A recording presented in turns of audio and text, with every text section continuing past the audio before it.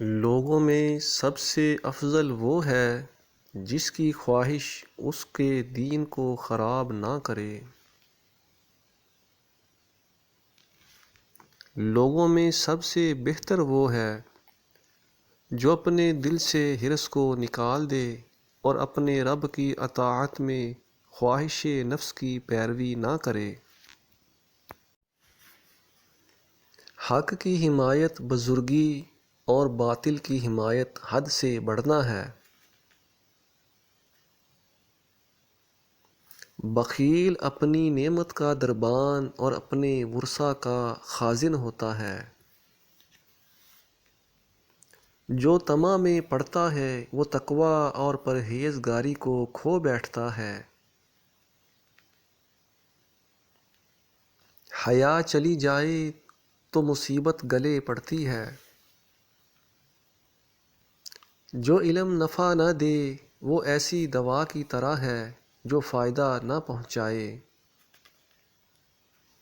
یہ بات آدمی کی جہالت سے ہے کہ اپنے نفس کی پیروی کر کے اپنے رب عز و جل کی نافرمانی کرے اور دنیاوی عزت کے لیے خود کو ذلیل کرے۔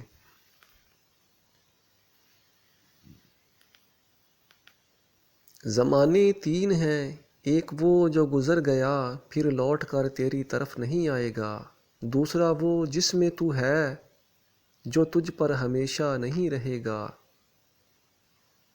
اور تیسرا آنے والا جس کا حال تو نہیں جانتا اور نہ تو یہ جانتا ہے کہ اس میں تیرے ساتھ کون ہوگا۔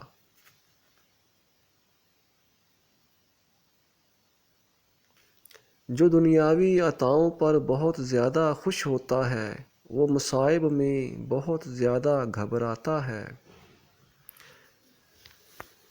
بغیر وصیت کے رات نہ گزارو اگرچہ تمہارا جسم تندرست اور عمر لمبی ہو۔ برے شخص کو اپنے اچھے کاموں سے نصیحت کرو اور بھلائی پر اپنے اچھے اخلاق کے ذریعے رہنمائی کرو۔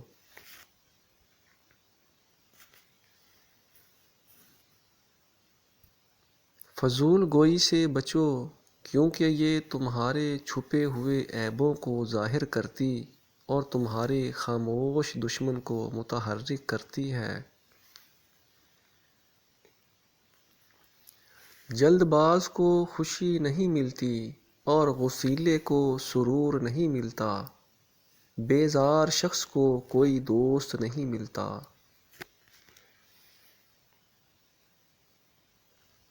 اچھی نیت عبادت اور اچھے طریقے سے بیٹھنا حکمت ہے۔